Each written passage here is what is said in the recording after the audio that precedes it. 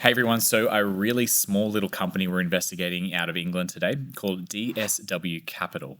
And when I mean small, I mean it's about a 15, I think maybe 16 million pound market cap company. So I think small caps they considered like under 300 million, and then like anything smaller than that, I don't actually even know the name for it, but this is tiny. This is about the smallest size company you can get on a stock market. So we're going to look at it today, and I'm going to go through my thoughts on the company. We'll try to unpack as much of it as we can, and eventually we'll get to a valuation at the end. But we really have a lot to cover first. Because it's so small and underfollowed, you have to do a fair bit of work, I think, and hopefully I laid a lot of this out for you. And before I jump into today's video, even though this company is super tiny, you can access it on Interactive Brokers. There's a link in the description. That's incredible that you can get this obscure, tiny cap UK stock through Interactive Brokers. And yes, it is obviously illiquid being so small, but the fact that you can get access to it at all with Interactive Brokers is fantastic. So yeah, link in the description. I've got videos here on my channel about how to use Interactive Brokers. If you're new, you can take a demo account for a spin as well. And yeah, let's jump in. I really want to thank, for a lot of this work, Feathertop Cap on Twitter, for the write-up that they've done. I'll put a link in the description somewhere. I think they found it from Tristan at Hurdle Rate on Twitter as well, who I think he uncovered Kelly Partners Group, which it made its way into my portfolio. So the rabbit hole here goes pretty deep, and I can maybe don't know who's found what, but I'm pretty sure this was Tristan's idea originally in DSW Capital. So I'm only expanding, not even expanding on his work. I'm going through it from my side and my opinion. So please go follow both Feathertop and Tristan, because they know a lot more about this than me, and they have better write-ups than I'm producing videos. So not just great content, but a really good way to find new ideas through both these guys. Okay, so let me explain what DSW Capital kind of is. So what they're trying to do is they're trying to help the entrepreneurial finance person or accountant person break away from the big four accounting firms and go and start their own thing. So things like corporate advisory services, financial due diligence, tax services, there's quite a list of different financial services you might ever need in somebody. And they have these niche businesses that it's all decentralized. So a partner is running one of these businesses, might have 3 or 4 or 5 people, and they're made up of what they call fee earners. So these are the people who are billing clients essentially. And all these fee earners, there's 97 fee earners under DSW Capital at the moment, spread across about 20 or so different businesses. And they work as like a little partnership together in their own little single entity. So how DSW Capital helps them is in lots of different ways. And let me try to explain that. Okay, so the best way to explain this is kind of like a franchise model. DSW allows their fee earners to run their businesses, charge fees and services, and DSW takes a 22% take of the revenue that's generated from these fee earners. And in return, the fee earners get these things. So they get to work under this larger DSW brand, which is now a public company, so that gives some credibility. They get help with funding the startup. So what DSW will do is if a small group, let's say 3 or 4 guys and girls from KPMG, for example, want to go and start their own thing, they can use DSW to sort of have that security that they will make some money in that first year. So DSW might pay their salaries, for example, maybe give them, a cushion to go out and start their own thing. And in return, DSW gets that 22%. So it's a bit of a win-win for an entrepreneurial person coming out of those big four firms to have some sort of structure in place to help them with the challenges of starting a new business, because they're starting from scratch. That can be a really challenging. You might not be able to pay yourself for quite a long period of time. And what if you've got kids and mortgages and all that type of stuff? This softens that burden of you having to go out and be profitable from day one. You've got some time to build the business up, and businesses take time to build up. So I think that's a really smart strategy from DSW Capital, and that's a good reason to go under the DSW brand.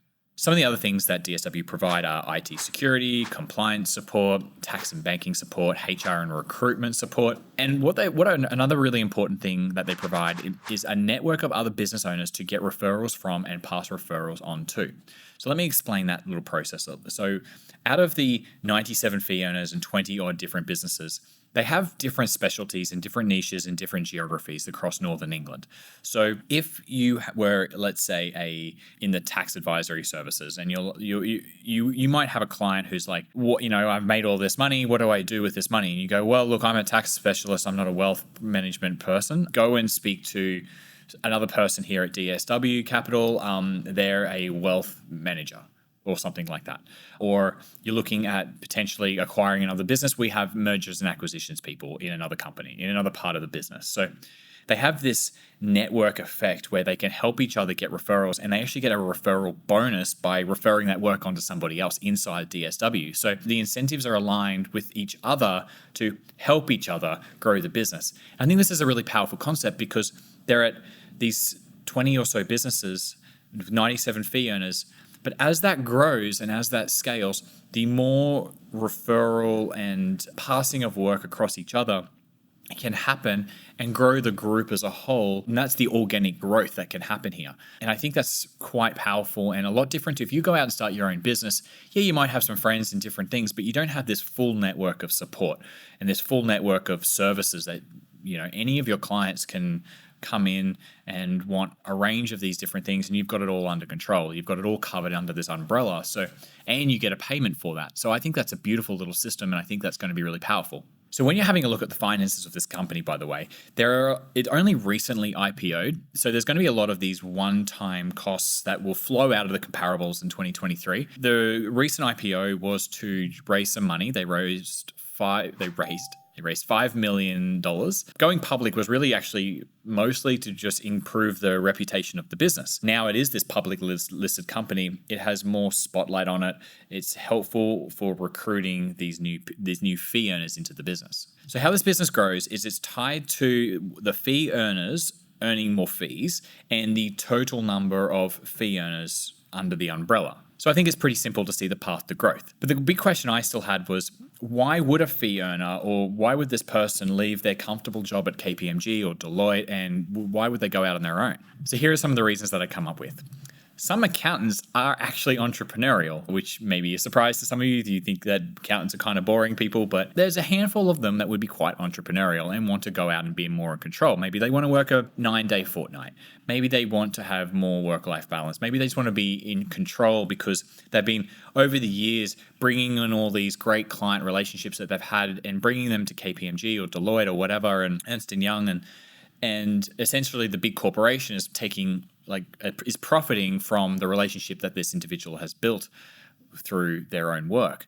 And going out on their own, they've got a client list already. They've got the relationships already built. So they might feel like, well, why am I working for somebody else, having a boss, getting people to tell me what to do? Why do I do that when I've got the power in the situation? I can go out and start my own thing. And that's what happens. People, as a little crew, maybe 2 or 3 of them, get together, go, look, we've got enough clients between the 3 of us to go out on our own here. Let's go out and try.